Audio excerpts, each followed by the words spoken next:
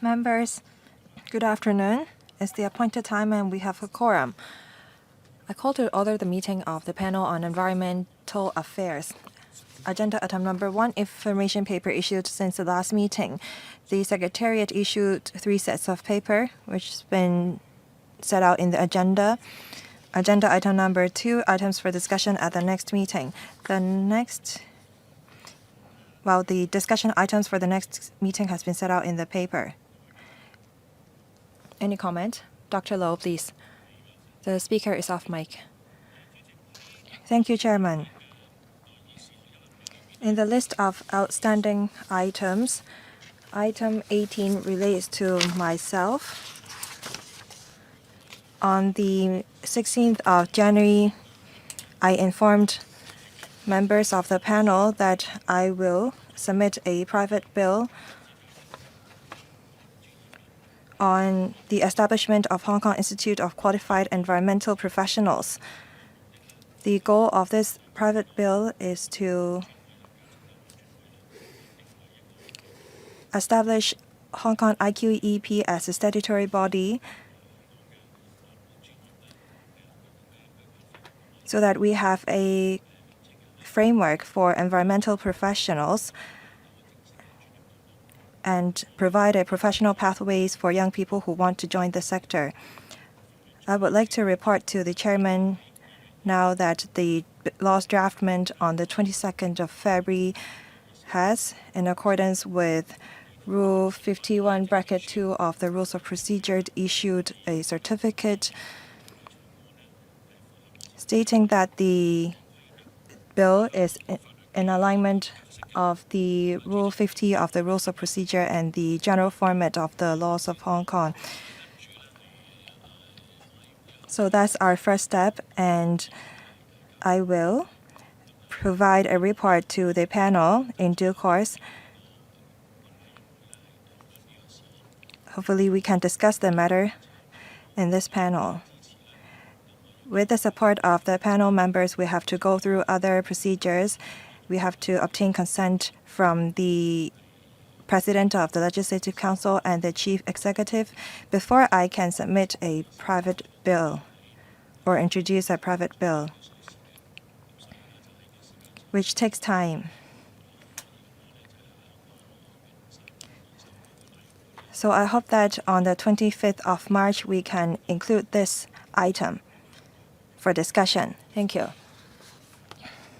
Thank you, Dr. Low, for working hard on providing a platform for the environmental professionals.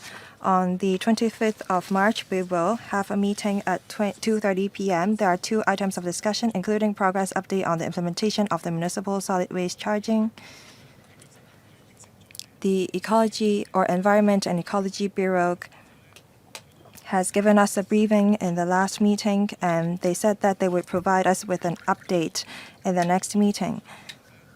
Apart from coming to us in March before the implementation of the scheme on the 1st of April, they will report on the progress a few months before that too. The second agenda item is enhancing capability of forecasting and coping with extreme weather. I think that we do have time to deliberate the proposed bill as mentioned by Dr. Low Wai Kwok. Maybe Dr. Low can brief the panel members in advance. I think that we can schedule such an item for discussion soon. Thank you. I would like to thank the law draftmen for their effort.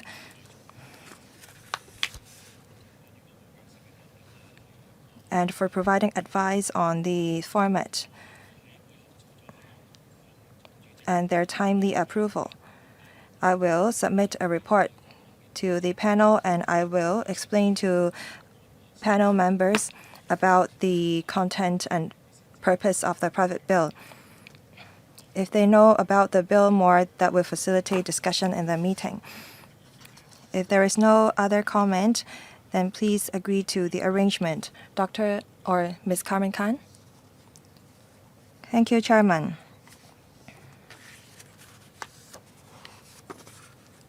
You said that in the next meeting we will discuss progress update on the implementation of the MSW charging scheme. The trial run will start in April, correct? I think that we should ask the administration to report on the updates 3 weeks after implementation of the trial run.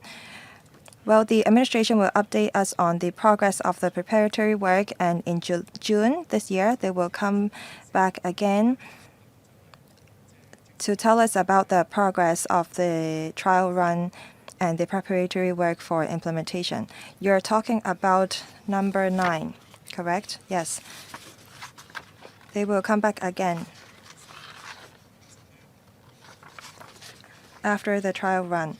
We've talked to the Environment and Ecology Bureau. They will update us more frequently before the implementation of the MSW charging scheme. If there are no further questions, let's invite the government officials to enter. As Ms. Carmen Khan has mentioned, well, actually, Deputy Chair and myself have met with the Secretary for Environment and Ecology, and we've come up with a preliminary work plan, which has been reflected in the list of outstanding items. That is LC paper CB bracket 1209/2024 bracket 01. The proposed time for discussion of certain items may be rescheduled due to latest development. Please note that. If there is no further question, let's move on to the third item, that is progress of the preparation work for the regulation of disposable plastic tableware and other plastic products. There are 2 sets of paper submitted to this panel. May I invite the Secretary and the government representatives to enter and walk us through the item. With us today are Mr. Che, Secretary for Environment and Ecology, Mr. Raymond Wu, Deputy Director of Environmental Protection, Mr. Kenneth Cheng, Assistant Director of Environmental Protection, Waste Management, Ms. Joanne Yong, Assistant Director of Environmental Protection, Special Duties, and Mr. Leo Wong, Acting Director of Environmental Protection's Resources Recovery. May I now invite the Secretary and the administration to walk us through the paper. Thank you. Thank you, Chairman. The regulation of disposable plastic tableware and other plastic products will be implemented on the 22nd of April. Now we report to members on the preparatory work that we've done and invite members' comment. The proposed bill was passed by the LegCo on 18th of October 2023, and the government is launching publicity and education campaigns. The goal of the bill is to stop waste or cut waste at source. We target stores selling plastic tableware. That is why we have a Cut the Plastic online information platform, and we send colleagues to 20,000 small and medium eateries and 11,000 retail stores to provide assistance. And we have a green tableware platform to help the eateries to locate alternatives. And we also have online and offline seminars and training and so on. We want to reduce waste at source, and we also need the support of the members of the public. So apart from educating the industry, we also have promotion and education for the general public through various channels, including TV, API, on public transport, and radio. We disseminate relevant information. We take a proactive or progressive enforcement action. In the first 6 months following the implementation of the bill, that is the adaptation period. During this period, we invite the relevant colleagues to patrol the stores, and we will focus on publicity and education. We will provide relevant suggestions and information to the store owners so that they can comply with the law. Now I will invite Mr. Kenneth Cheng, Assistant Director, to talk about our preparatory work. Thank you. Assistant Director, please. Thank you, Chairman. As mentioned by the Secretary, the regulation of disposable plastic tableware and other plastic products was passed on 18th October 2023. The regulation will come into effect on the 22nd of April 2024. When we were coming up with the regulation, we have taken into account the actual situation on Hong Kong. We want to ban the local sale and supply of plastic tableware to cut waste at source. For daily necessities, when people acquire, purchase, and use them, they will not be violating the law. As for the regulated items, including, say, disposable plasticware, our considerations include whether the supply of alternatives to the regulated tableware is mature, available, and affordable. For example, we know that takeaway is closely related to people's life, so under the design of the regulation, the tableware regulated in takeaway only cover plastic straws, plastic stirrers, plastic knives, forks and spoons, as well as plastic plates. Containers commonly used for takeaway, including plastic cups, food containers, and soup bowls, as long as they are not EPS made, can still be used as usual and are not affected. As for other plastic products, we consider whether the relevant products are daily necessities. For example, inflatable cheer sticks, glow sticks, party hats. They are not daily necessities in our opinion. And we also consider whether there are mature alternatives available in the market. For example, plastic stamped cotton buds have already had many paper, wood, or bamboo stamped cotton buds available as alternatives in the market.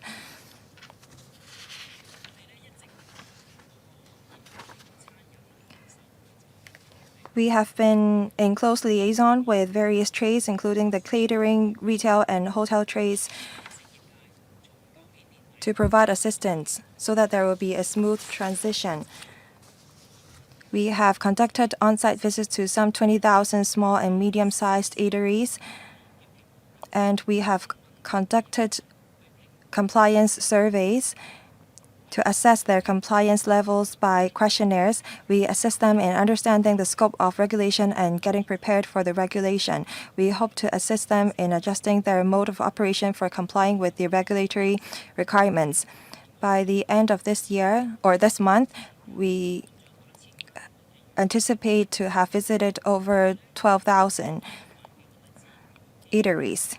Through the Environment and Conservation Fund, they also subsidize local or environmental organizations to visit around 7,000 small-sized eateries in different districts from March to April to reinforce promotion and education for them and give out non-plastic tableware samples for free for their use to help ensure a smooth transition. To assist the trade to understand what plasticware is regulated and in helping the trade to adopt more environmentally friendly non-plastic tableware, we have engaged the Hong Kong Quality Assurance Agency to establish a green tableware platform early in January 2022. The HKQAA will review the tableware to be placed on the platform in each application through assessing information such as material testing reports, certificates, and product samples, and so on, to make sure that the tableware will not contain any plastic. On the platform, there are already 45 tableware suppliers and over 480 non-plastic disposable tableware products for the trade to choose from. For the retail and hotel trade, we've been aware of the concerns from some trade representatives on the feasibility to search for suitable alternatives. As mentioned by the Secretary, we have launched the Cut the Plastics online information platform. Apart from providing information to the public and trade on the regulation and alternative options of various plastics, It also has a dedicated page for the hotel trade to provide information on the supplies of reusable or non-plastic hotel toiletries. We provide information on the suppliers and products, and we update the webpage from time to time.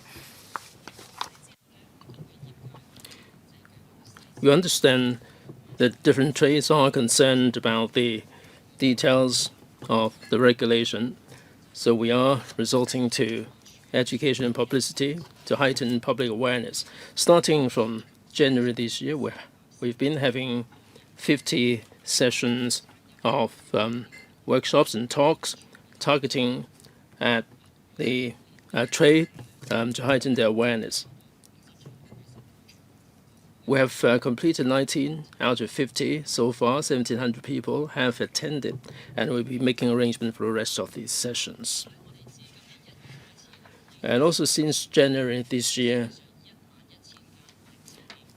we have been distributing the publicity flyers to 11,000 retail outlets and 1,800 hotels and guest houses to make them aware of the details. We're also maintaining liaison with the associations. We're meeting them. We are setting up briefing sessions. We're also writing to the associations, briefing them on the details of the regulation. And depending on the trades, we have put together the trade-specific posters for distribution to them.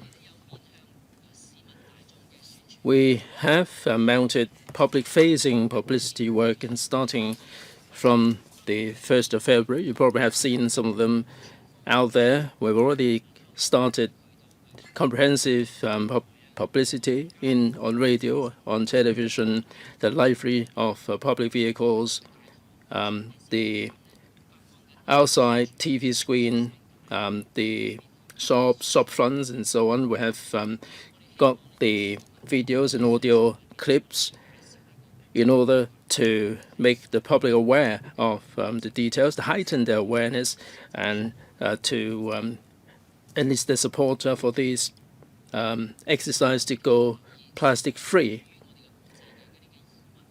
We're also mindful of public queries, misconceptions, and misgivings. We are taking proactive action to make clarifications online. We have the infographics, which are really interesting and lively, to address the public misgivings and to dispel all manner of misconceptions and to forestall any possibility of panic buying. People are concerned about the plastic stamped cotton buds, and we have made a clarification that according to our plan, we're not banning all kinds of cotton buds, so we are banning the plastic stamped cotton buds. There are many products of this nature that are made of wood and bamboo, and they can be sold continuously. As to plastic toothpicks, they are banned, but after the 22nd of April, the interdental brush and dental floss picks, which are plastic, can also be on sale. Another clarification is the takeaway. People are concerned about bubble tea. They cannot be put in the plastic cups. Now, we have made a clarification that the plastic cups, plastic food containers, plastic soup bowls, as long as they are not EPS containers, they can continue to be used. Through various channels, we will be mounting publicity regarding the Go Plastic Free campaign. We have put forward the Bring Your Own Container campaign to encourage people to go buy takeaway with their own containers.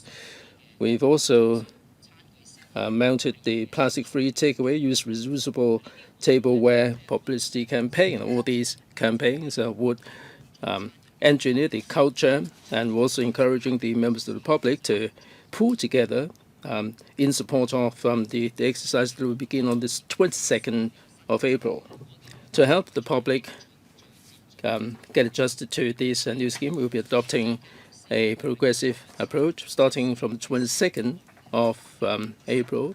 There will be an adjustment period, and during which, now this is for 6 months, during which we will be inspecting the premises. We will be focusing on publicity and education.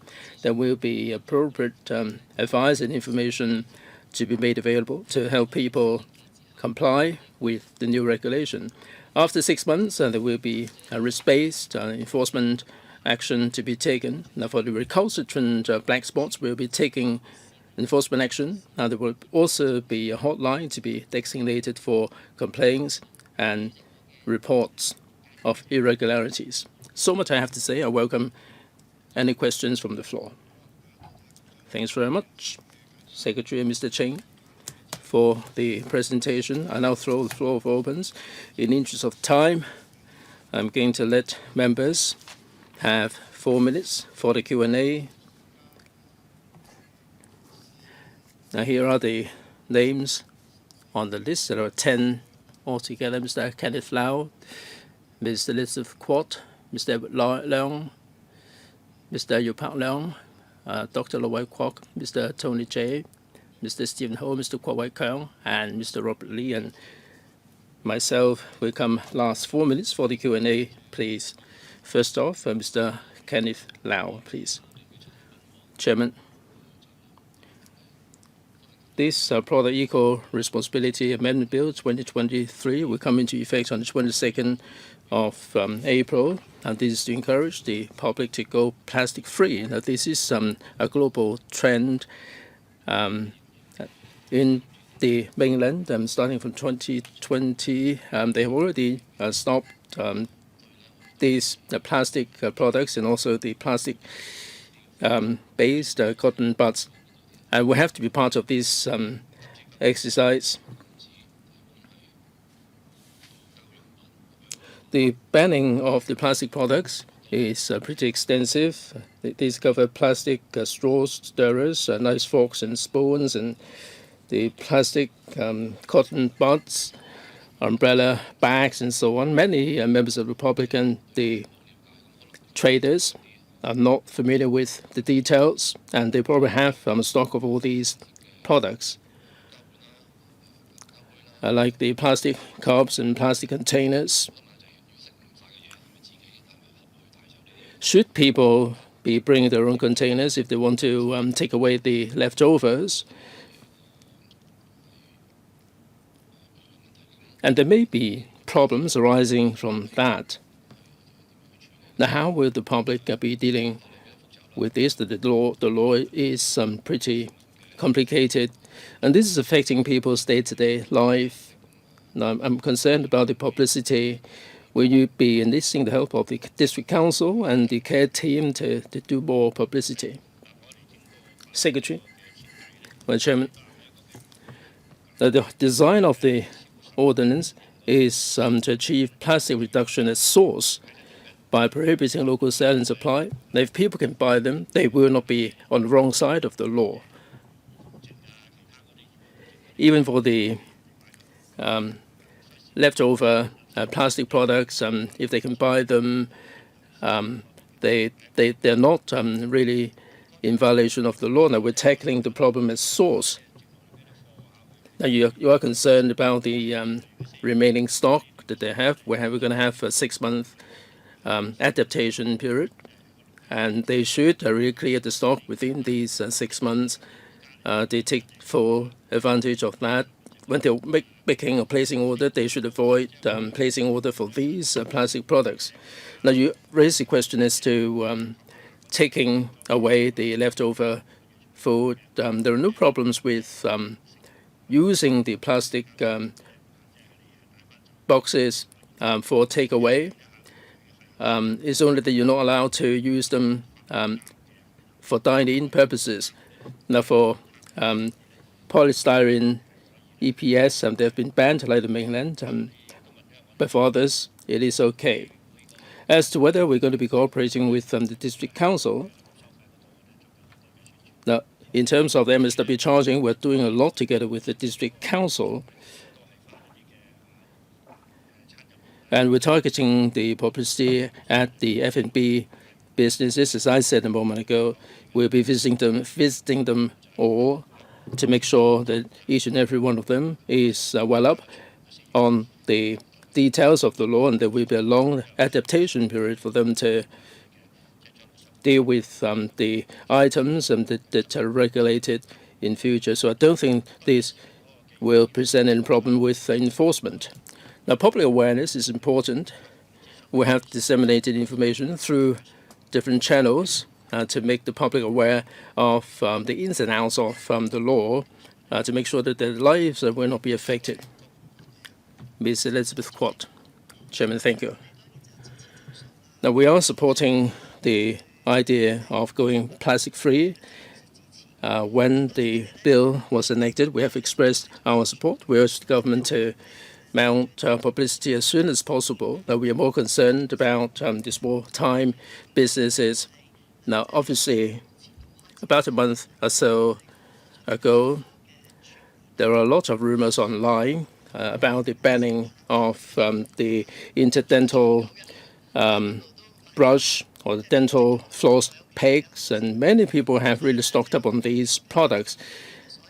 I like to urge the administration that if the laws have to do with day-to-day life, they should mount publicity as soon as possible to make people aware of the details. Now, there are many people who get the idea that there will be no more cotton buds or dental floss. The government has made a clarification, but still there are still people who are at a loss. And also the plastic cup for milk tea, takeaway, and so on. People are still at a loss about them. I hope that the government should do more publicity for the small-time businesses and more publicity for the members of the public. I visited of late some F&B business. I'm not concerned about the big business because they're well enough prepared, but for the small-time businesses, they don't have the foggiest idea about this bill. I understand that the administration said they will be visiting these shops. There were 30,000 F&B businesses. Many of them are small-time operations. How can you make sure that prior to the actual implementation, they would be in the picture? You may have the adaptation period, but people don't really want to be on the wrong side of the law. How can you make sure that these small-time operations would be really aware of the details and they can use the platforms? They don't know where to look for the alternatives. There are platforms online available for people to get to grips with the details, but the small-time operators are not aware of this. How are you going to make sure that they know? Many people said that we should be more concerned about over-packaging in the online shopping. Even for a small item, they're wrapped up many multiple layers, and the government is not doing anything about them. You are really dealing with the F&B, and this is wrong according to them. Now, for excessive packaging and also e-commerce packaging, we talk with the government about the alternatives. How is the situation like? What is the picture at the moment? Secretary, please. Thanks very much for the comments.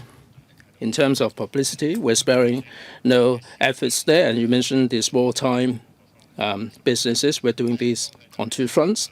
First off, we have 20,000 small-time F&B business that are not chains. We will be visiting all of them, and we will be visiting them all over Hong Kong. So we will get in touch with them, and we're doing this through various channels. I know that some of them may not be terribly familiar with the details, so we are going to be visiting them all. We also reach out to the suppliers because there are not too many of them. We need to let them know that they should not order regulated products anymore, and they should order alternatives. so that they can transform their business. We think that these publicity efforts will be able to help small businesses to adapt to the regulation. As for excessive packaging of online orders,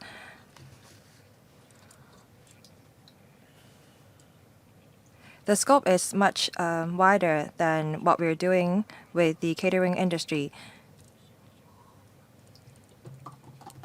We've reached out to a lot of online platforms to ask them to follow the guidelines that the mainland has set out for the industry.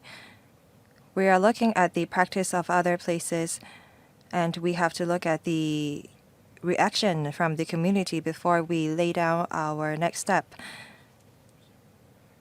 We don't want to roll out too many regulations in one go,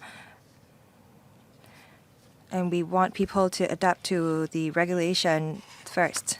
Thank you. Next, Mr. Edward Leung. Thank you, Chairman. The hotel will not be able to provide a series of plastic products for free. After the implementation of the regulation, can the hotel bill their customers for the plastic toothbrush, shower caps, and so on? If that is possible, I believe that the hotel will just bill their customers and provide these plastic products for free. Also, in the first phase of the regulation, disposable plastic tableware cannot be used for dine-in. What if when I order from a restaurant, I told the staff that I am going to take the food away, but then I ended up using the plastic tableware in the restaurants? Because a lot of grassroots people actually use plastic tableware for dine-in because sometimes they cannot finish the entire meal in one go. How do we solve this problem? Thank you. Secretary. So what if the customer initially decided to do takeaway, but then eventually ended up dining in the restaurant? Secretary. Well, we adopt a progressive approach. You mentioned that some old people may opt for takeaway initially and then eventually decided to dine in the restaurant, and then eventually also decided to take the food away if they cannot finish the meal. Well, it's not illegal for you to make use of plastic tableware in the restaurants, but then the customer will have to tell the staff at the restaurant that they were intending to order takeaway. Well, we don't recommend general members of the public to do that to circumvent the regulation. Well, as long as the restaurant ask the customer very clearly if they are going to order takeaway before providing plastic tableware, that is fine. The customers will not be violating the law by using plastic tableware for dining because the regulation does not target customers. As for the hotel trade, well, in the regulation, we prohibit the hotel from providing the plastic products free of charge. Some hotels offer breakfast for free and some offer breakfast at a charge. If hotels don't want to provide alternatives to the plastic products, they can bill their customers. By having this charge, this will encourage customers to bring their own toiletries to the hotels.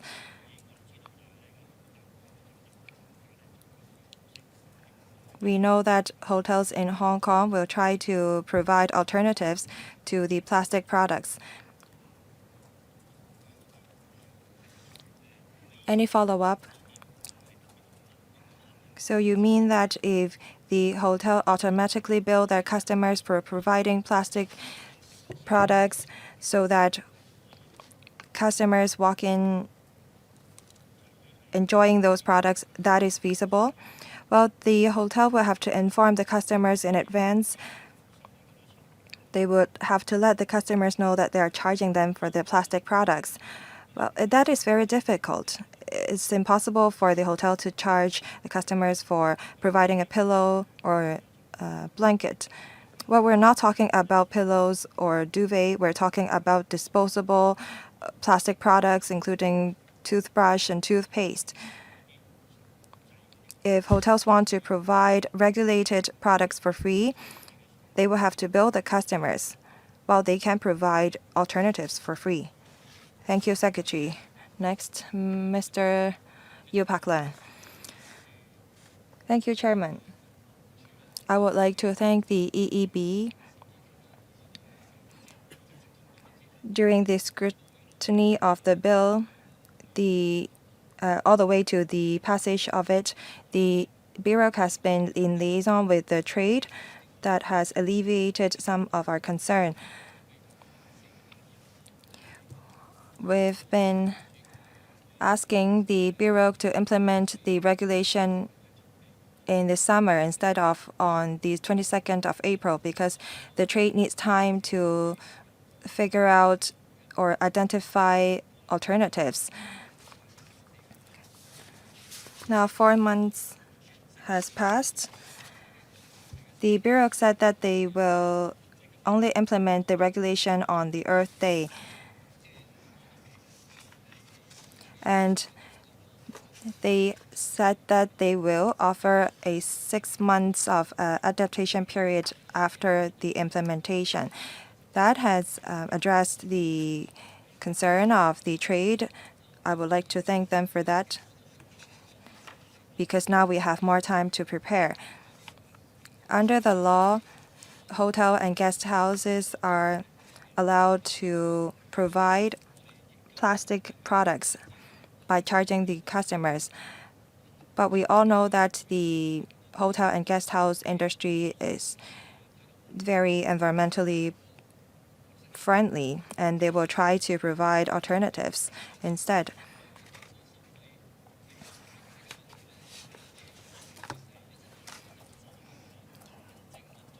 There could be other problems in relation to manpower and administration by providing plastic products for a fee. We are experiencing a manpower crunch. Customers would have questions about their bill, and if the hotel staff have to address those problems, manpower costs and administrative costs would be incurred. The trade does need more time to identify alternatives.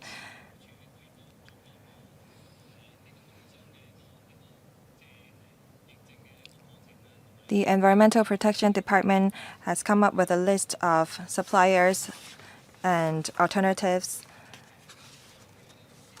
That is a good thing.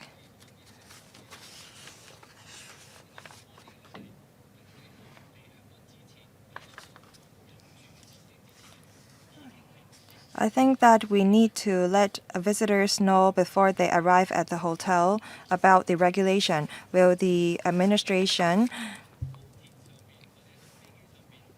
offer such information to visitors on the airplane or at the boundary control point or airport so that visitors know about our regulation? So that there will not be any conflicts between the visitors and the hotel or guest house trade. Thank you. Secretary, on publicity and education to visitors. Thank you for a suggestion. We do have such a plan in mind. We need to make sure that the visitors are aware of the arrangement so that they can be better prepared before checking in the hotels. I will invite my colleague to talk about the plan. Thank you. At land boundary control point, including Lowu and Lok Ma Chau, we will be doing publicity. At the baggage claim belt, starting from April, we will start putting out advertisement on the regulation. We will step up publicity so that the regulation can be implemented smoothly. Next, Dr. Lo Wyckock. Thank you, Chairman.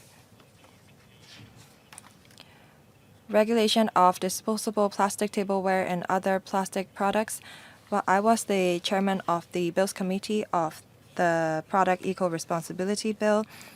We have asked a lot of questions and we come up with a lot of ideas together.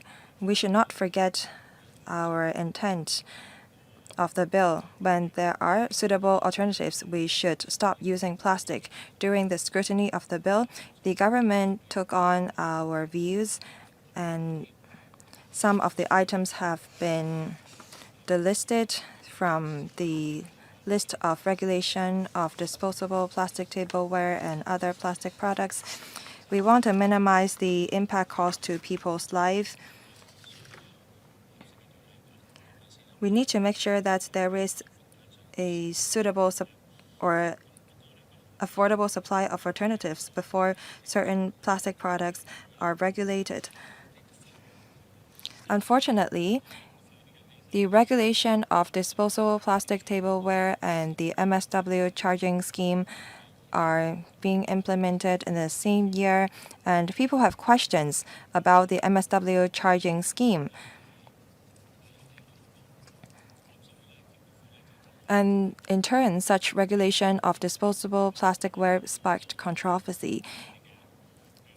Today, the Secretary said that for plastic lids, cups, containers for takeaway, these are daily necessities. That is why they will not be prohibited.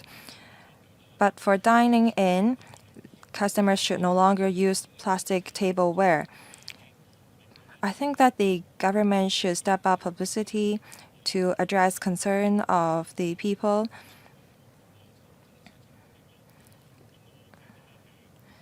The government departments should work together on that front. The trade is actually very environmentally friendly. We visited the mainland and we saw that the hotels on the mainland, regardless of their size, are already adopting the arrangement in question. They no longer provide small-sized toiletries. I think that the relevant industry in Hong Kong is preparing for it. Meanwhile, we have to also take into account their views. I think that the government should note that. I have another question. We're not here to discuss the MSW charging scheme. In the next meeting, the administration will report on the progress of the trial run. Perhaps I can touch on that here. We should not forget the intent of the scheme. We want to ask people to recycle, because if they recycle well, they will not have to purchase any designated bags. The recyclables include plastic, glass, and so on. If where you live have a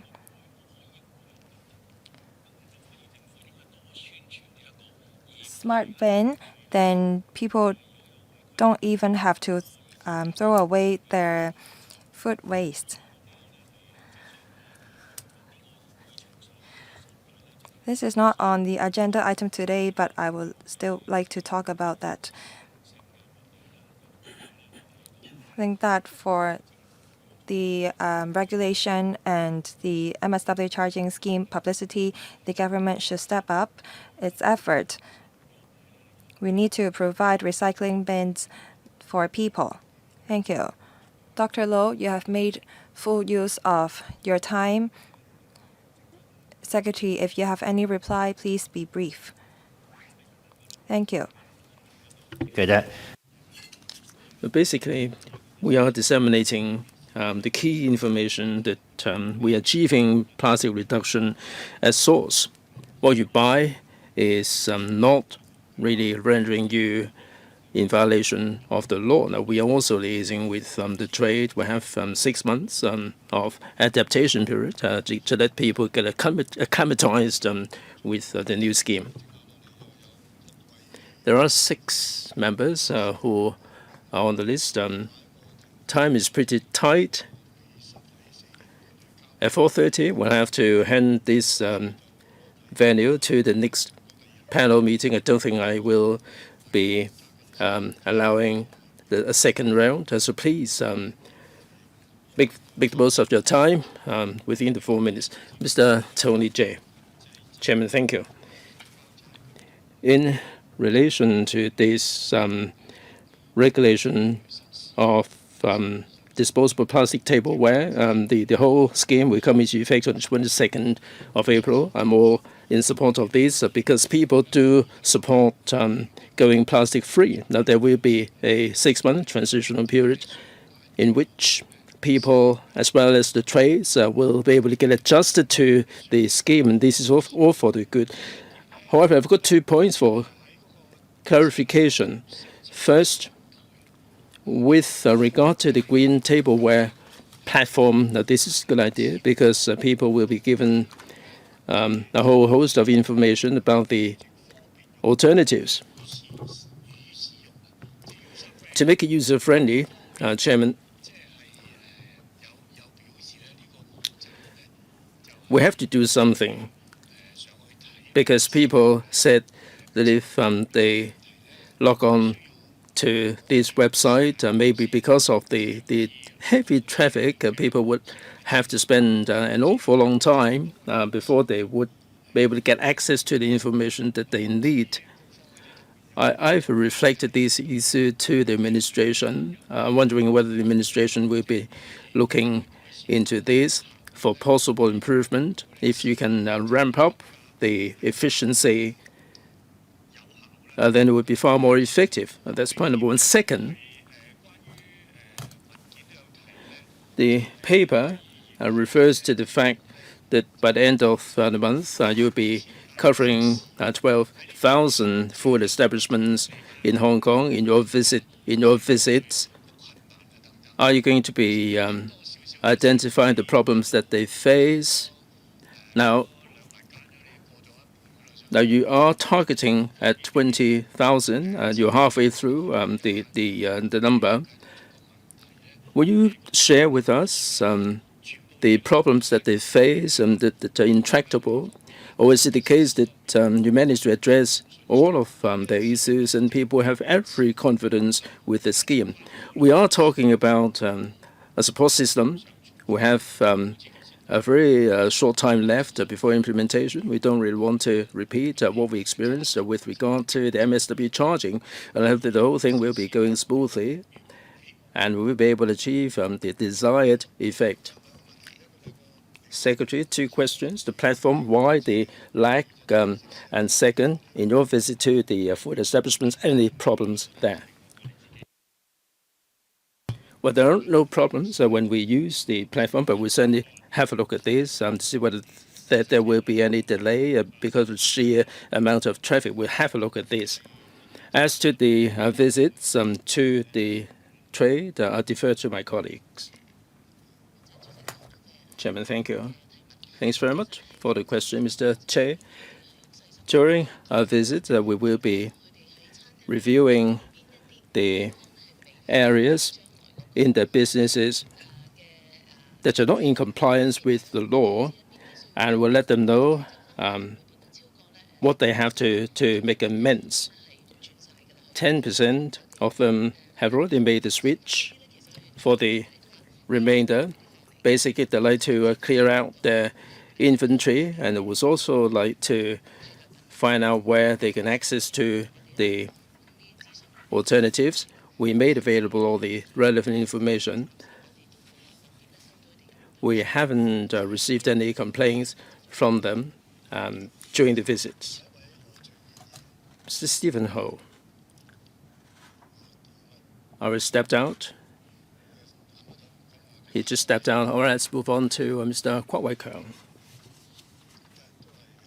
All right, also stepped out. All right, Mr. Robert Lee.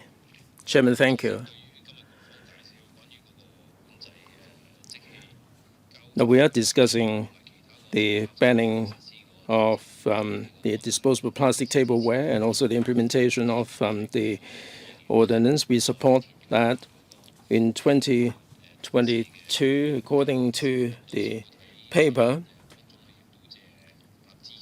21% of the MSW disposed at the landfills are actually plastic waste. Now, members are concerned about the stock of plastic tableware. We really want to help the F&B businesses before the implementation. They have a heavy stock of these plastic tableware. And of course, during the transitional period, they can get rid of them or clear them out.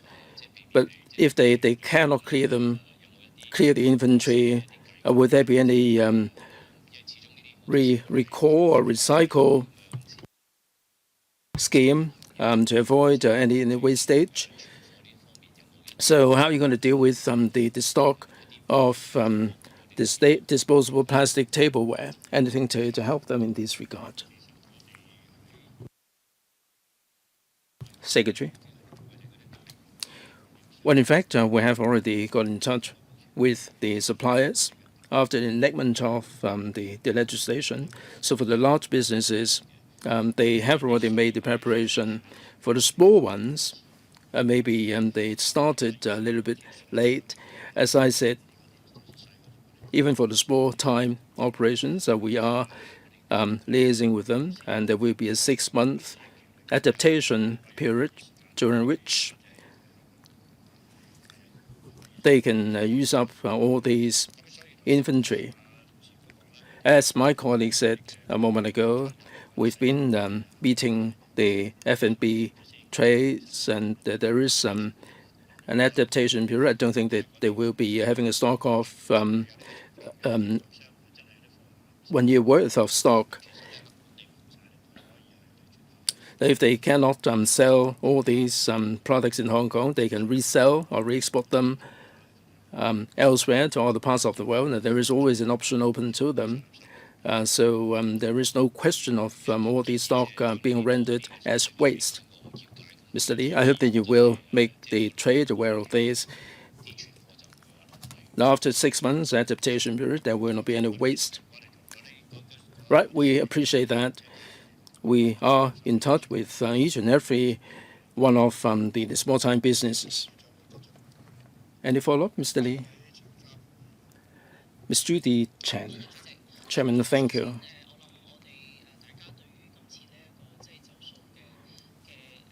Now, with regard to this plastic-free legislation, we are all in support because this is very much a global trend. How can we make sure that we can assuage the public concerns? This is terribly important. I've got a number of questions or recommendations here.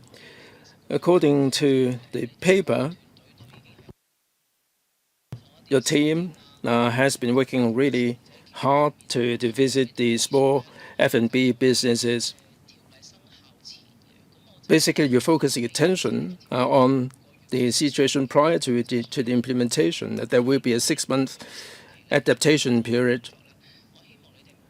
I hope that you will not stop with this reaching out exercise. I hope that you will continue with the exercise to reach out to these small-time F&B businesses. As we said, we are so concerned about the public awareness of this scheme, and we should dispel all manner of misconceptions. And according to the paper, there is so much misunderstanding out there, and I understand that the government has got the platform, Cut the Plastics online information platform. I've got two suggestions regarding this platform. can you use layman's terms in both Chinese and English? Now, people don't tend to use cut the plastics. Maybe you can shorten this to no plastics to make it easier for people to comprehend and understand. It would be easier for people to search.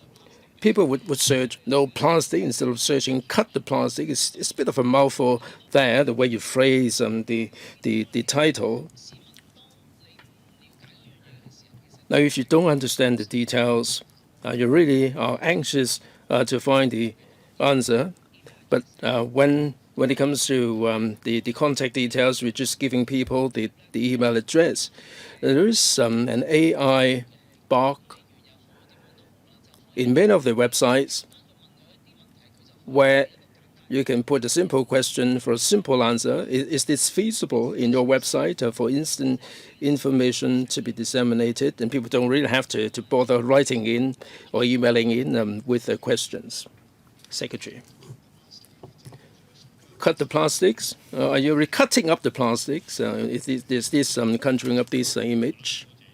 Right, Secretary. Thanks very much for the reminder. Let's have a look at the semantics to see whether we can make it simpler to make it easier for the information to be disseminated. As to the contact way, we'll see how we can improve the communication. You mentioned the adaptation period, contact with the small F&B businesses. We're not saying that we will stop our exercise. That in its track after the 22nd of April.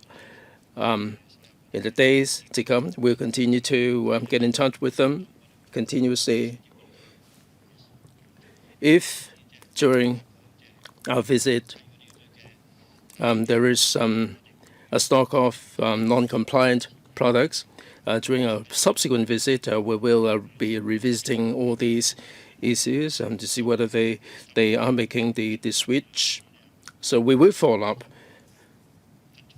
on the small-time F&B businesses to make sure that they are in compliance. And during this adaptation period, we do everything we can to help. So please rest assured. Mr. Kwok Wai-Keung. Chairman, thank you. Hong Kong is an international cosmopolitan city. It is only right and proper for us to go plastic in line with the global trend. I'm all in support of this. In the course of changes, it may take a bit of time for people to get used to the new situation. I'm sure that the people of Hong Kong are all behind the environmental cause, and they are all in support of waste reduction or plastic waste reduction. Now, you have been disseminating the information, making clarification, and you've been doing a lot of education and publicity, and this is the focus of our work, and there will be more of the same, I hope. Now, this is my inquiry here. First, we don't have very much time before the 22nd of April. Now, in the market out there, is everything going smoothly? Are people beginning to procure the non-plastic tableware? And what about the plastic tableware? Is there anything that is flowing into Hong Kong still? Also, is there or how much stock of banned plastic tableware is there in Hong Kong? And third, I heard that free distribution is not allowed, but I mean some of these products can still be purchased online. I'd like to find out more about this, please. Secretary, 3 questions. The transaction situation on the market. Well, let me first take this question about online sale of plasticware that is still, that is prohibited because we regulate the sale of plastic products. So if members of the public purchase these plastic products inadvertently, they don't have to worry. But we encourage them to report to us about these online platforms selling plastic tableware that are banned. For suppliers of plastic products that will be regulated, they are concerned about the bill when we were scrutinizing them, so they are aware of the situation.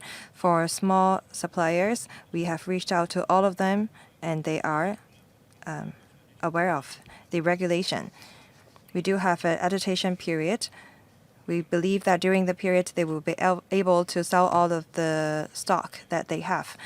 If they are unable to do so, they can sell these products to other places, and that is allowed under the law. Having heard that, they are no longer worried about the inventory. The suppliers already have, or we already have a list of suppliers and plastic product alternatives listed on our website. For small businesses, we will reach out to them to let them know that there are alternatives available, and we will let them know where they can procure them. So we will continue to conduct on-site visits. Thank you. Next, Mr. Chi Kwok-kan. Thank you, Chairman. Going plastic-free and plastic reduction are the trends these days. We need to cater to the needs of members of the public and small businesses. In South Korea, in 2018, they rolled out a regulation on disposable plastic tableware and straws. But then eventually, they delayed the implementation indefinitely. The media report said that there was no consensus in the community. That is why they delayed the implementation of the regulation. We need the members of the public to recognize the regulation, and they need to share this feeling that they are effective. We are adopting a policy-led publicity campaign. If members of the public do not recognize the effectiveness of the regulation will not be implemented smoothly. As long as we can change the behavior of people, the waste can be reduced. Can we perhaps delay the implementation of the regulation, just like what we did with the MSW charging? During the postponement, we can try to come up with ways to help people understand the regulation. For paper-based tableware with a kind of water-resilient coat, they actually contain plastics. So where does these plastic elements go? Will they become microplastics eventually? Thank you. Secretary. Thank you, Mr. Chiu, for your comment. As for the case with South Korea, the difficulties that they face is that they are banning paper cup. We don't see any alternative to a paper cup in Hong Kong. If we ban paper cup, we need people to bring their own mugs or cups to restaurants.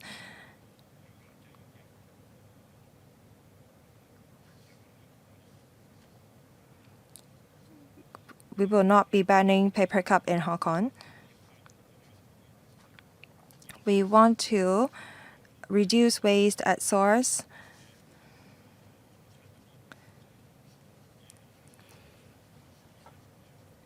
That is why we have been in close liaison with the suppliers, the eateries, and the retail trade.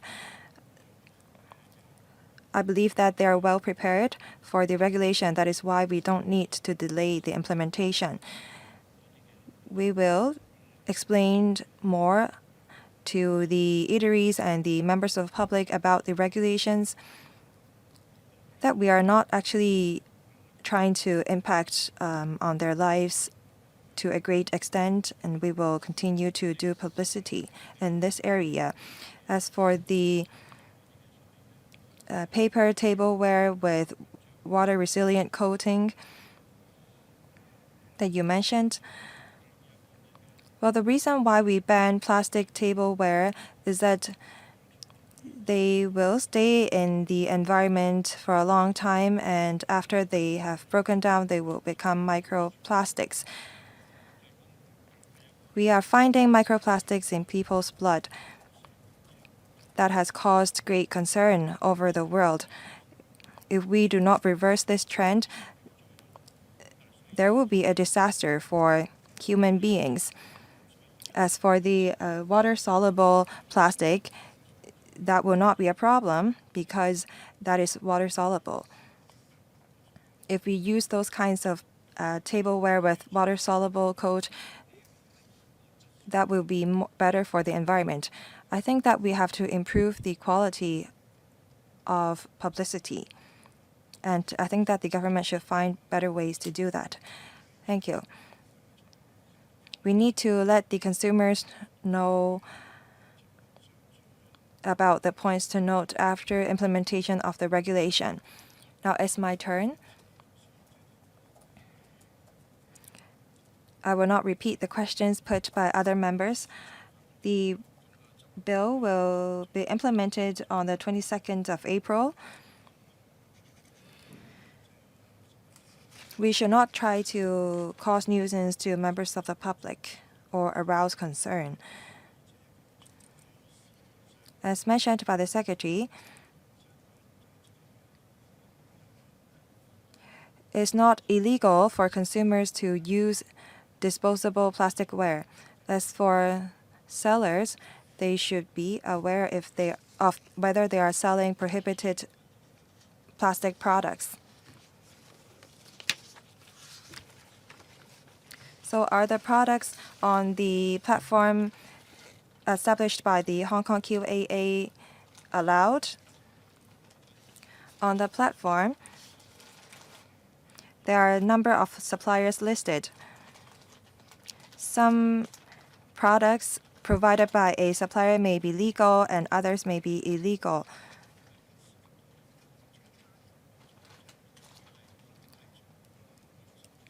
Now, there are agents who purchase products from the suppliers and resell them to the consumers or restaurants. The middleman may be worried if they will breach the law inadvertently. Should we just say this, that, well, as long as people purchase products on the platform, they are allowed? Do we have any labels to be put on the products to let people know that they are in compliance with the law, to alleviate the concern of the consumers? I think that we have to allay the concern of all the parties throughout the supply chain. Well, there will be a 6-month adaptation period, and after the period, enforcement action will be taken. I think that we should ask the trade to stop using plastic products altogether.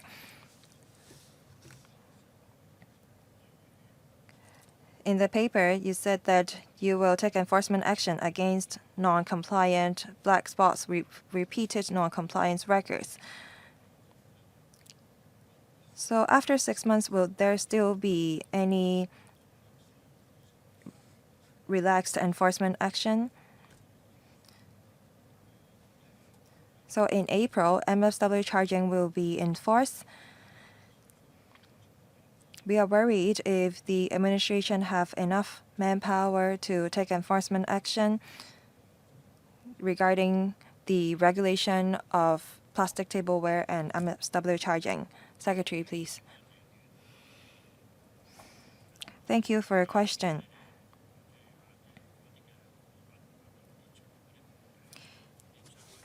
You mentioned about a supplier providing various products. Some are legal, some are prohibited on the platform. Well, as long as the trade purchase products that are listed on the platform, they will not be violating the regulation. You ask if we will be offering labels for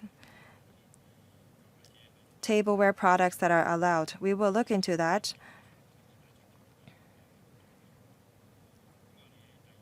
Your second question.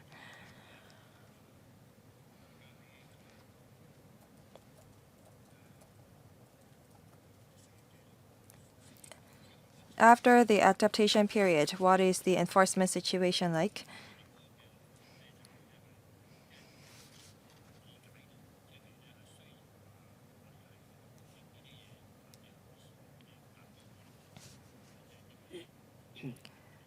We're not supplying the tableware products to end consumers. Well, after the implementation of the regulation, we will issue advice before we charge them. We think that this is the right way to go. We don't think that much manpower will be needed. And that is why we adopt a risk-based enforcement model. That concludes our discussion of this item. Thank you, Secretary. And the Environmental Protection Department. Now we move on to the fourth agenda item, water quality improvement in Victoria Harbour. The government has submitted one set of paper that are LC paper CB bracket 1209 section 24/2005, and there is a background brief provided by the Secretariat. Now may I invite the government officials to enter.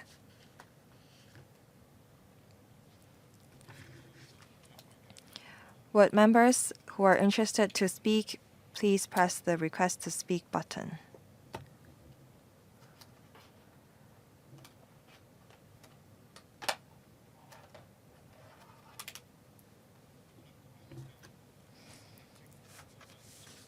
Welcome, government officials.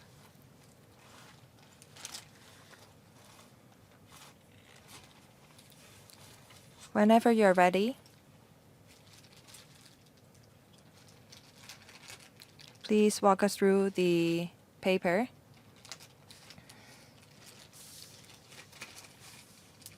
With aids of PowerPoint slides. Thank you. Undersecretary. Thank you, Chairman. The government has all along been attaching great importance to improving the water quality of Victoria Harbour. We adopt a multi-pronged approach in implementing various pragmatic measures having regard to the varying environment and conditions of individual districts to resolve the odor problems of coastal areas. The Phase 1 and Phase 2A of Harbour Area Treatment Scheme has been in place for a number of years. We are all aware of the improvement in the water quality in the Victoria Harbour. The compliance rate of water quality objectives for Victoria Harbour has reached over 90% in recent years. To further improve the quality of water in the Victoria Harbour, in the 2022 policy address, the Chief Executive announced that the government will regularly monitor the water quality at stormwater drain outlets and rectify misconnections of sewer pipes. The target is to reduce the pollution load by half before end 2024 at highly polluted outfalls along both sides of Victoria Harbour, including Tsing, Sham Shui Po, and Kowloon City. Apart from detection and rectification of sewer misconnection, we adopt dredging and bioremediation technology and other drainage works to improve the nearshore water quality and environment. With the concerted effort of different bureaus and departments, by end 2024, we will be able to reduce the pollution load by half. We will continue to monitor and assess the effectiveness of the measures to make sure that the water quality of the Victoria Harbour can be improved progressively. I will invite the Director of Environmental Protection to walk you through the paper. Thank you, Chairman. In 2021, after the implementation of the HAT, we have seen significant improvement to the water quality in the Victoria Harbour. We have seen an increase in dissolved oxygen, and we have seen a reduction in E. coli to the tune of 90%. Unionized ammonia nitrogen down by 60%, and total inorganic nitrogen down by 24%. So we have a compliance rate of water quality objective of over 90%. And 2023 represented the best record ever. And starting from 2011, we've resumed the cross-harbour race, and we have returned to the traditional route in the central area of the Victoria Harbour. And for those who have taken part in the cross-harbour race, indeed, many council members and foreign visitors, they also praised the water quality there. They did enjoy the swim there. And in 2021 through to 2023, the City University of Hong Kong conducted a benthic ecological systems survey at the Victoria Harbour. They have identified the different corals, clusters of scallops, and iconic species such as pipe fish and sea slugs and so on. It shows that the HAT has brought about progressive restoration to pristine condition. Now, we have all these magnificent corals at the Tsing River. We've also seen this as a result of the improvement. Let me take members through what we have been doing. There are 4 major categories. First, in 2022 policy address, it is stated that on both sides of the Victoria Harbour, we'll be conducting detection. We will be tracing all the way to upstream to identify the sources of pollution. And also at the manholes, we have put in the detectors. We have the surveillance camera and also the odor monitoring equipment.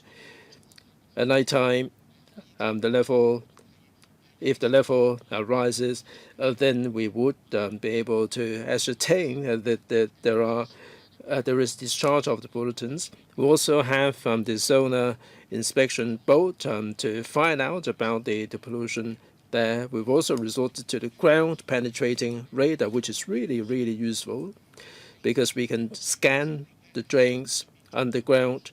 On the right-hand side, you can see that the red areas represent the sea or the water, because different substances would give us some different imaging, and we will then be able to ascertain the situation. Now, we have this ground penetrating radar, and we managed to come up with that imaging to identify the issues. Now here, red is turning to blue, and we are getting on with the ground penetration, and this is the septic tank inside or behind the wall.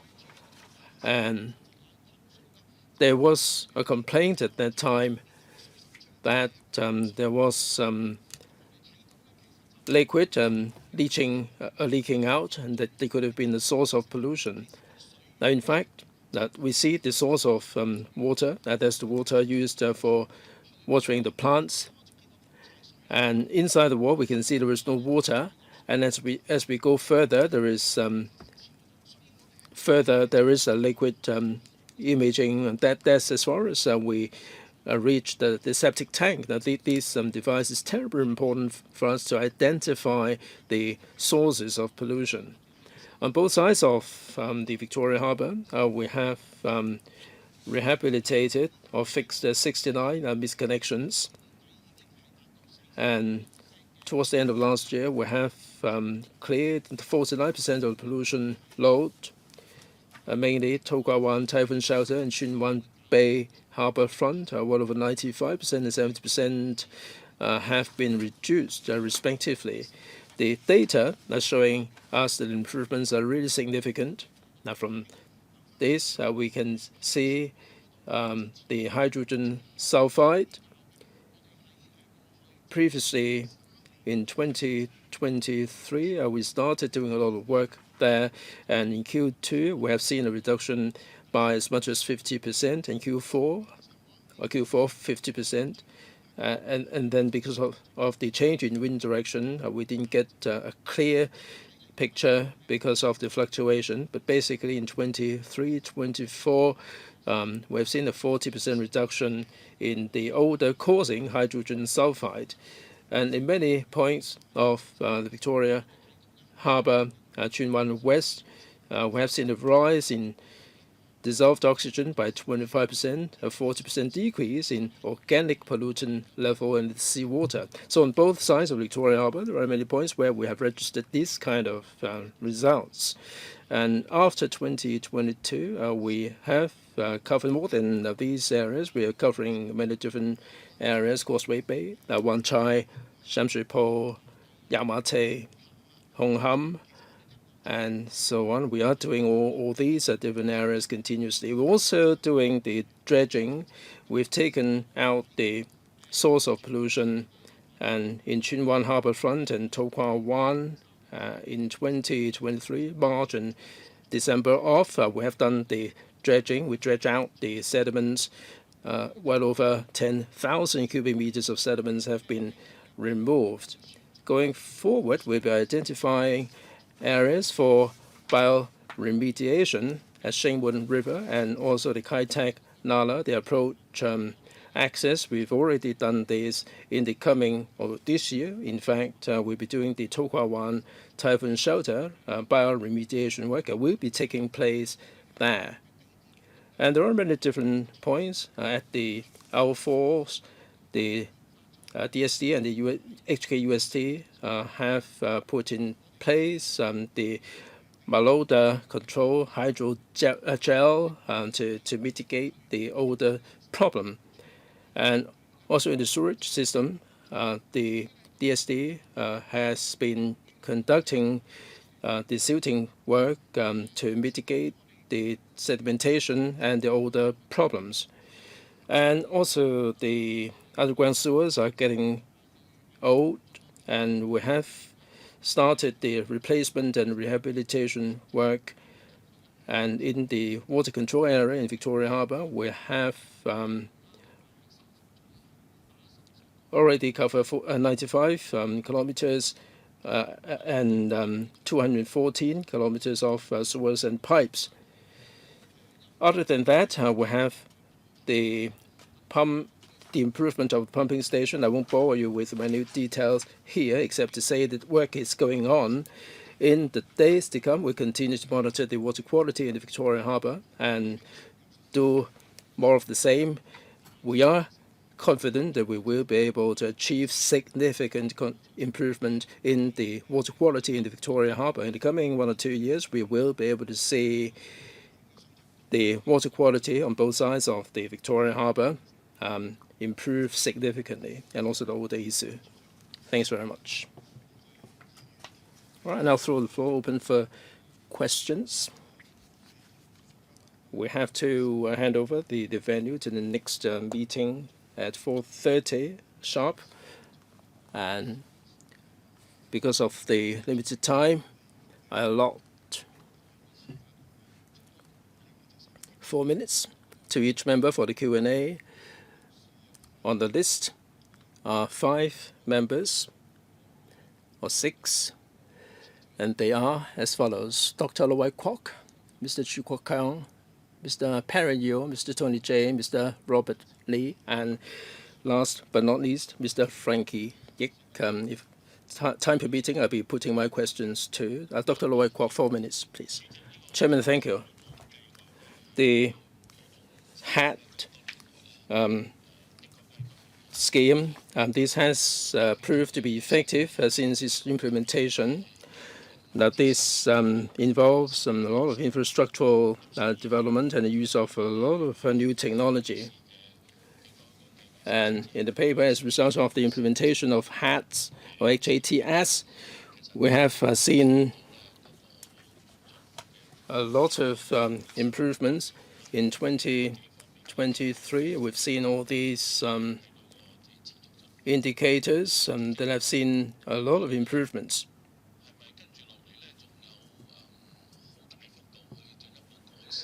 So is there any room for further improvement? How likely is it that we're going to be seeing significant improvements there? I do have reservation myself. Now, we have done all the infrastructural work. What has to be done is the expedient connection of the sewage pipe, and we are rectifying all these illicit misconnection, and there will be a penalty on this. So my question is there any further improvement that can be achieved in terms of the water quality in the Victoria Harbour? I'm really anxious to find out more from the administration, because what you can do has already been done, and we've seen some improvement. Going forward, are we going to see minor improvement or significant improvement that we've seen before?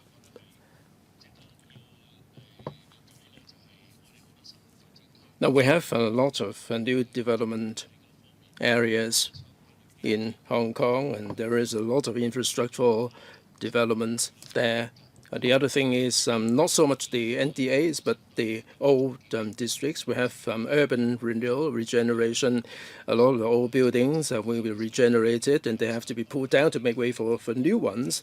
And a lot of the urban infrastructure is really falling behind time in terms of the sewage disposal and sewage treatment and so on. Now, my first question is, in terms of the water quality in the Victoria Harbour, to what extent are we going to see significant further improvement? Second, the new development area. And third, the old and decaying urban areas with infrastructure really decaying. How are you going to deal with these? All right, 3 questions there. Under Secretary. Chairman, thank you. As we said in the paper, there are a couple of areas there. First, we have to tackle the pollution at source. The second is to get on with dealing with the pollution, and also the silting, and is the third one. Now, for the new development areas, we are really working hard to make provision in the North Metropolis, for instance, Kutong, North Fanning, North NDAs, Shek Hui Yun Long, the purification system, and also the treatment system. And we also have the artificial island, Zhenghuanao, and so on. We do have all manner of infrastructural projects going on there. Now, the member is concerned that with these major projects going on,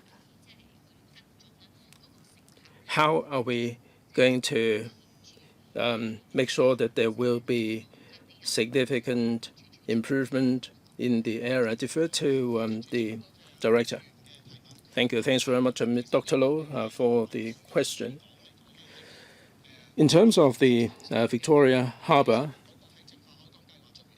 now after the HAT, the harbour area treatment scheme, we have seen a lot of improvements on both sides of the Victoria Harbour. If there are misconnections or expedient connections, the sewage will be discharged into the Victoria Harbour through the storm water drains. Now, with the sewage coming out like this, the odour will be visible. Will be a really will be smelled by the residents. Now, in Tsing, we have a pretty large site, and there are a lot of private residential buildings. Near the sports centre, we have put in place the odour monitoring device. In the past few quarters, prior to the improvement, now we have seen the hydrogen sulfide reaching really 32 ppb.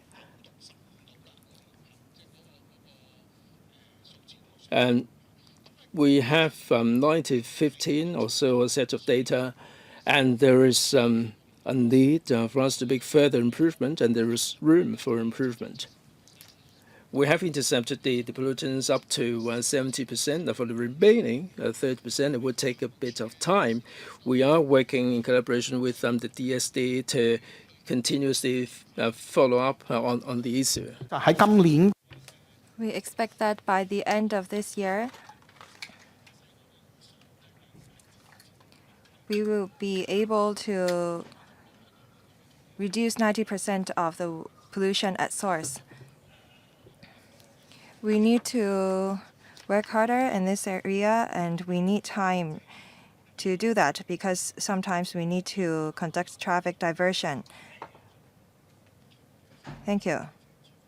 Mr. Chu Kwok-kang. Thank you, Chairman. I appreciate the effort dedicated by the Bureau and the department. We've seen results. But for identification of polluting water, the approach is going from downstream to upstream. I'm worried about the effectiveness. Sewer misconnections usually happen in old and dilapidated buildings, and the sewers are usually located near the old buildings. I think that the government perhaps can make use of the ground-penetrating radar near the old buildings so that they can identify more connections in a more timely manner. If we can rectify the misconnection, we can reduce pollution. For the mandatory building inspection order issued by the government to the private buildings, are the incorporated owners asked to inspect their sewers connection? If not, please do that. Now I see that the government is proposing to install surveillance camera inside stormwater manholes. How many will be installed? And what is the cost of the surveillance camera system? Thank you. Under Secretary. Mr. Chu. Oh, thank you. So why is the tracing so important? Well, that's because investigation is involved. Buildings ordinance of the building department and the water pollution control ordinance of the EPD are also involved. We need to gather evidence to take enforcement action. The member also asked some technical questions. Perhaps I invite the Director of Environmental Protection to supplement. Thank you. So why do we have to trace water pollution from downstream to upstream? That's because stormwater drains are huge. We have to look at where the water pollution come from. That is why we have to start from downstream. For damaged drains that are dilapidated, those are easy to identify. As for whether we will inspect old buildings, we do that. That image shows the usage of ground-penetrating radar in Chunwan. So we are doing the dye tracing and ground-penetrating in parallel. As for the surveillance camera system and the odor monitoring equipment,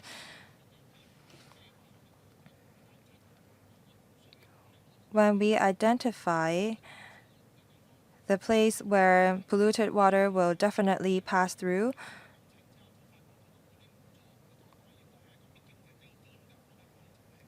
we will add the surveillance camera there,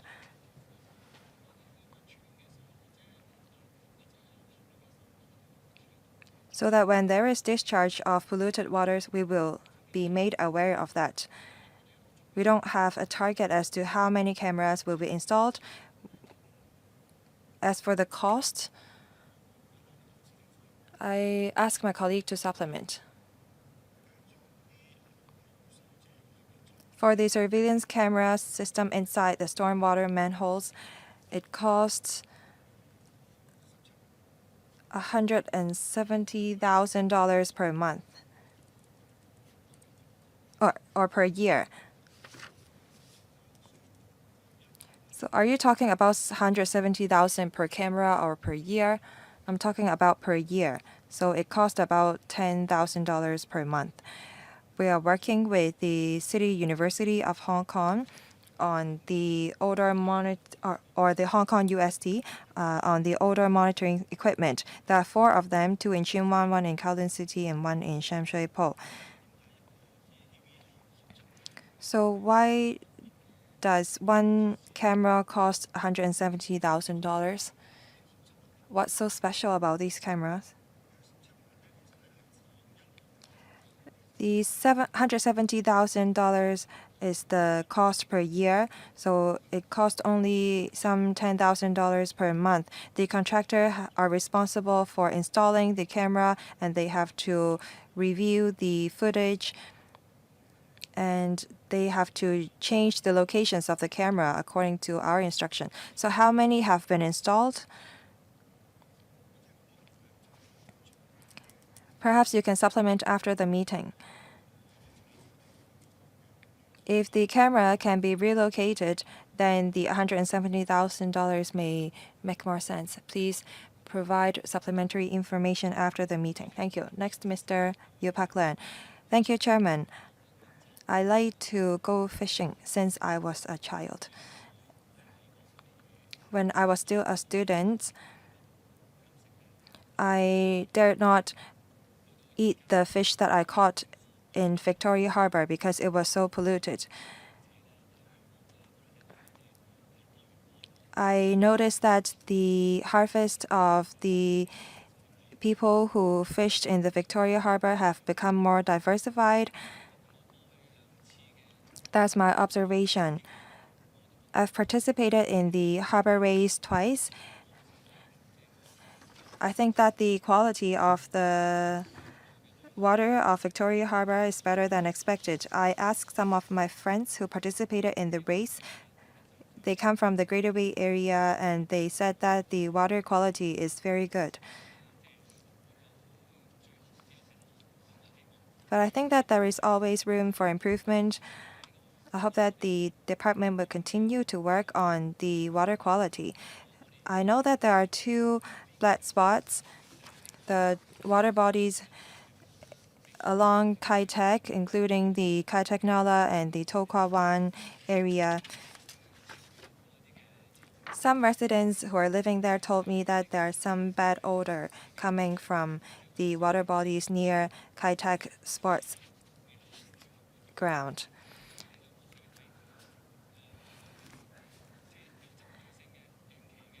Does the administration have any measures to improve the water surrounding Kai Tak Sports Park?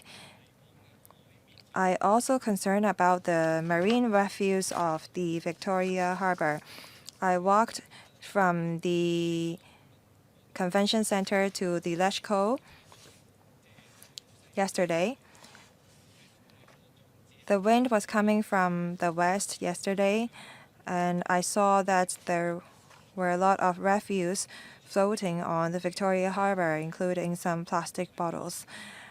I'm not sure if the WSD or the AFCD or EPD are responsible. Well, the Marine Department is responsible for marine refuse. We know when we travel that at tourist spots,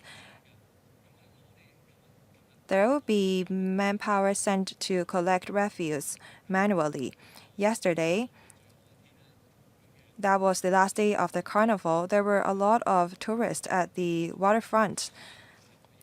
I think that the marine refuse will damage our image.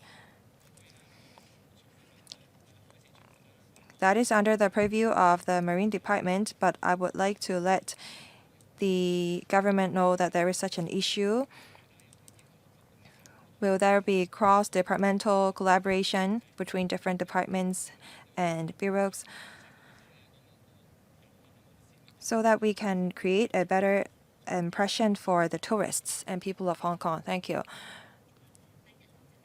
First, about the water near Kai Tak Sports Park, there will be mega events to be held there.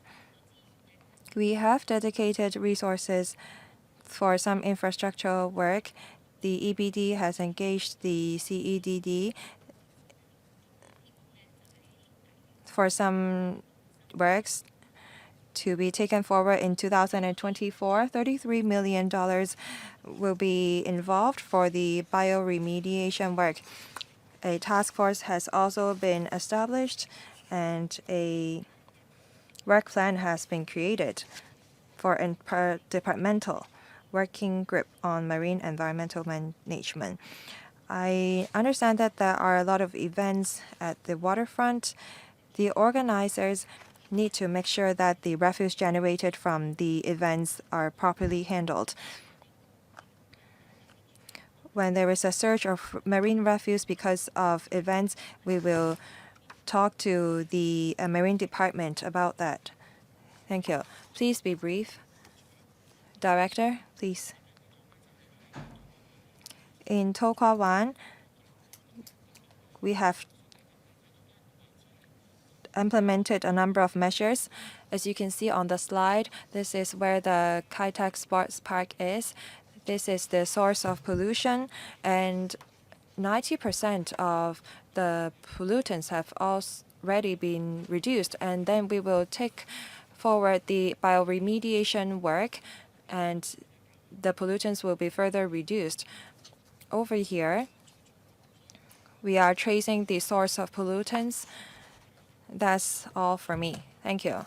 Next, Mr. Tony Chair. Thank you, Chairman.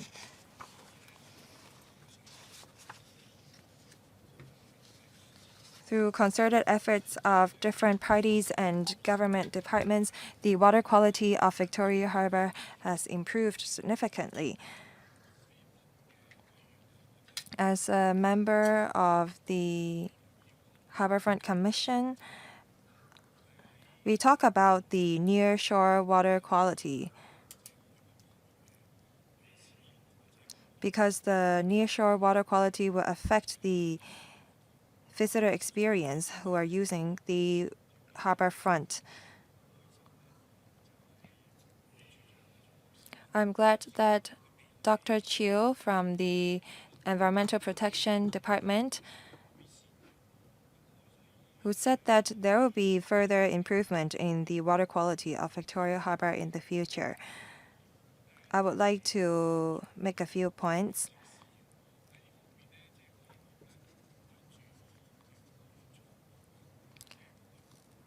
I think that we have to look at the improper use of stormwater drains of restaurants, and we also have this issue with subdivided units.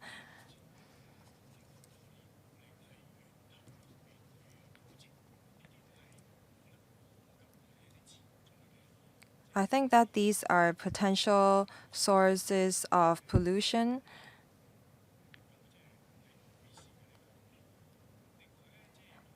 Which affect the improvement of water quality.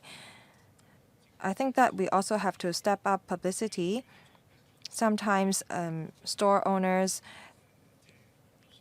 inappropriately use the stormwater drains and they pour the polluted waters into the stormwater drains just because it's convenient. I think that we have to do publicity so that there will not be any further pollution caused by these parties.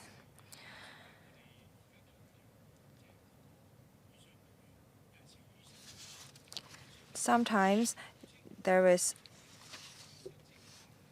blockage in the stormwater drains.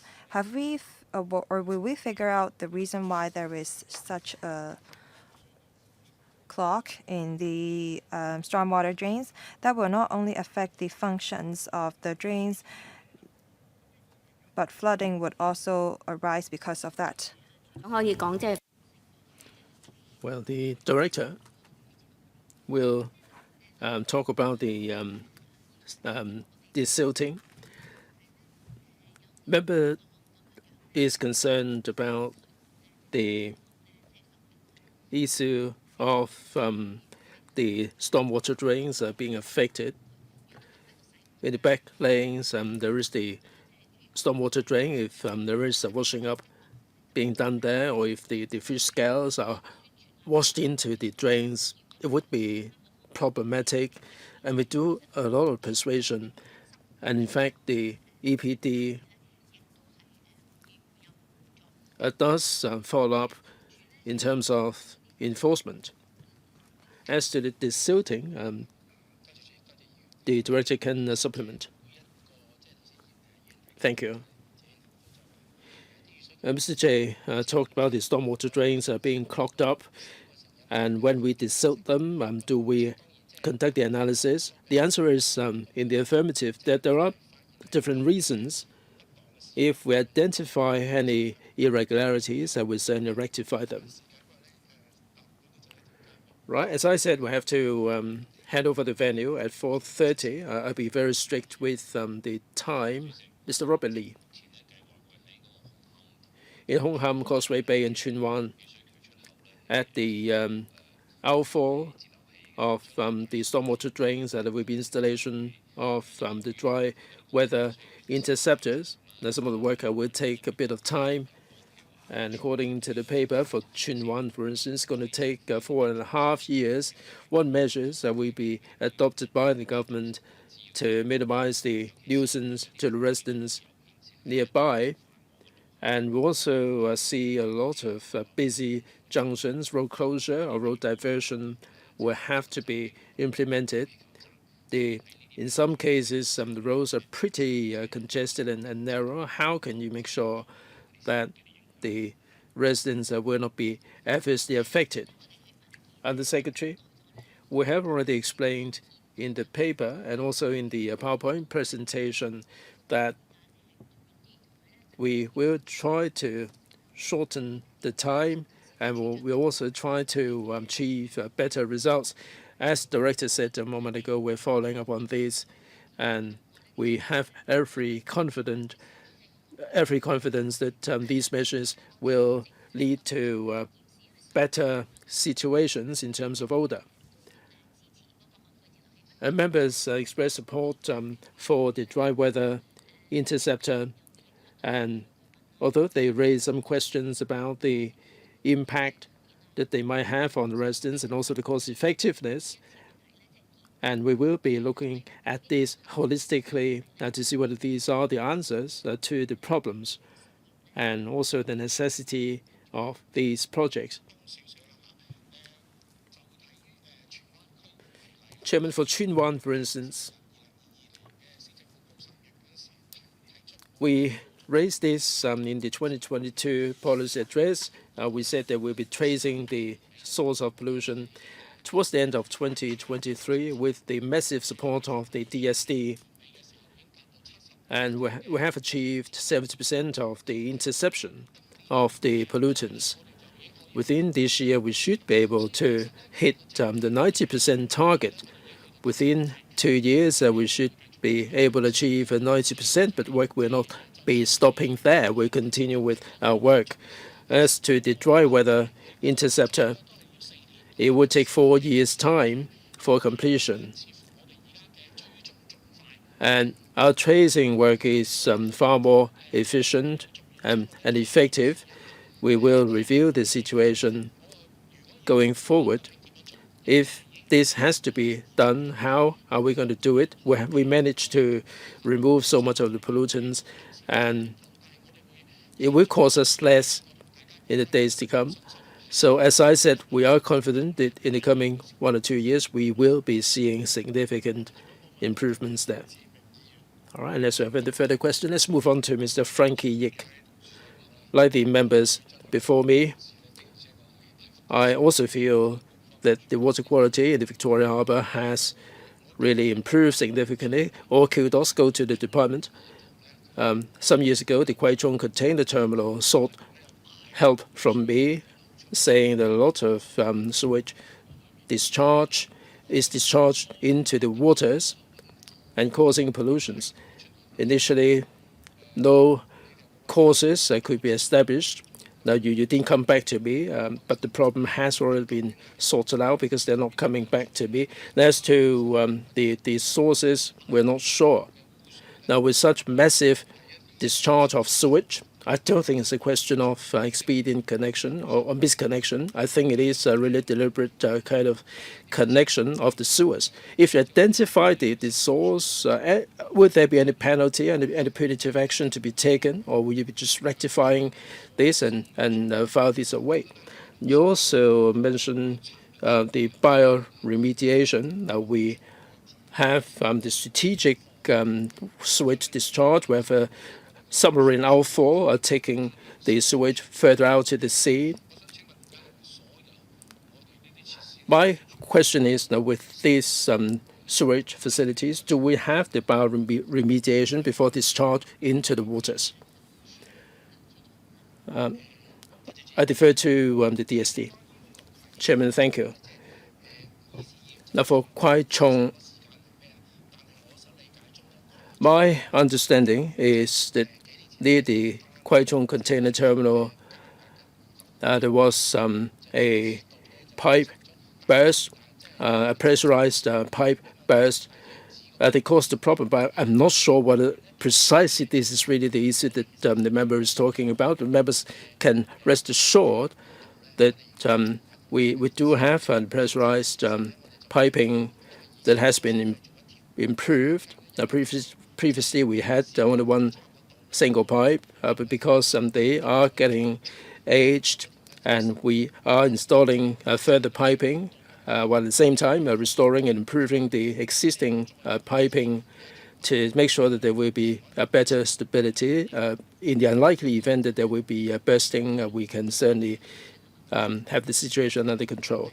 I defer to the EPD for the bioremediation.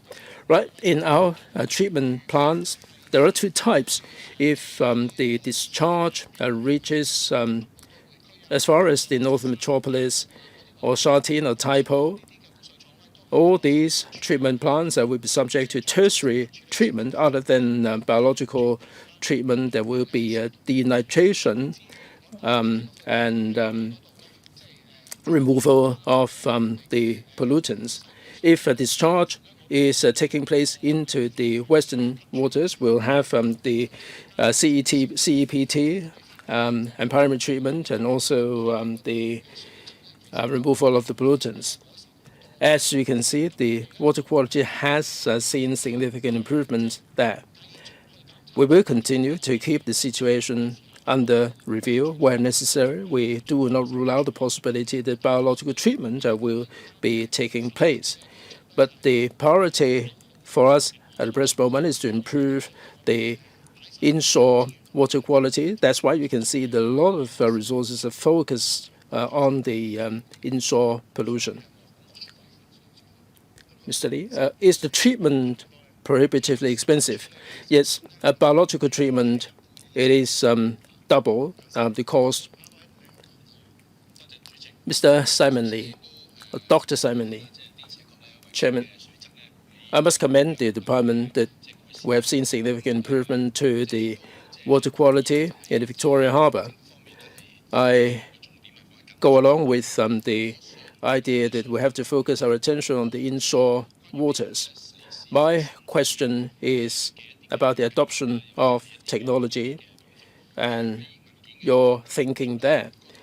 On page 5 of the paper, you refer to the future plans, and the things are pretty brief there. Are you going to be adopting any new technology? We can see that in terms of water quality, the state of condition in the pipes would make a world of difference. We do have technology available for us to inspect cracks inside the pipes and the general condition of the pipes. And you also mentioned the surveillance camera.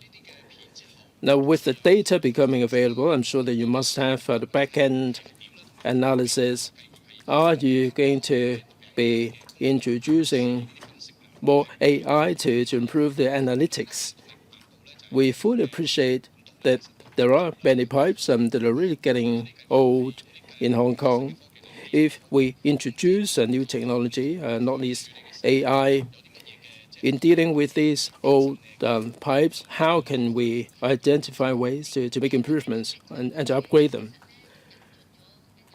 Secretary, I know that the DSD has introduced a lot of technology. Yes, thank you. Thanks very much, Dr. Lee. You mentioned the new technology. The DSD does employ a lot of new technology, like the silting and the inspection of the sewers and pipes. We have the CCTV imaging. Dr. Lee asked us whether we will be using AI to conduct analysis. Indeed, we do this. We are doing this in collaboration with the IT companies to see whether this is effective. This has not been rolled out wholesale, but we are ascertaining whether this is a possibility. Now, if this is feasible, then it will save us a lot of manpower resources. Dr. Lee also asked whether we have new technology to inspect the sewers and drains. Dr. Cui has touched on this a moment ago. Like, we do have the robotics to inspect the sewers and the drains, even if it is filled with water. All right, Vice Chair, also press the button. Thank you, Chairman. Very briefly,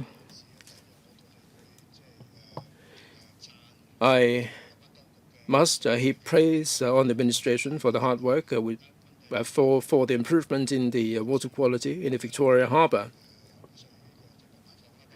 I'm concerned about the misconnection of the sewers and also the washing up in the back lane.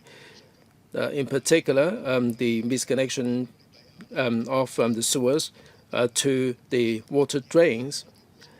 After so much work for rectification, there is still such a problem. I understand the situation in old urban areas. In new areas for new buildings, do we have situation like this still? Do you have any means to crack down on this issue? Make it brief, please. Chairman, in the new areas, indeed, we haven't seen much of these. I wouldn't say no, but there may be some. But as soon as we identify these problems, it may be the result of misconnection, and this can be rectified pretty easily. Misconnection takes place in old areas, mostly in old urban areas as a result of redevelopment. We've seen a lot of improvements there. All right, we're pushed for time. I think we have to bring this item to a close.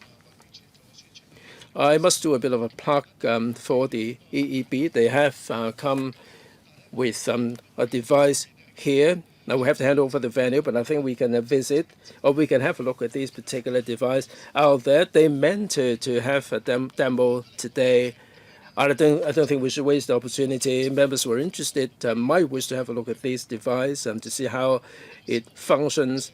Hardly ever do we have these kind of devices there for a demo. Mostly we have just the image. Right, unless there is an AOB, the meeting is now closed. Thank you all very much.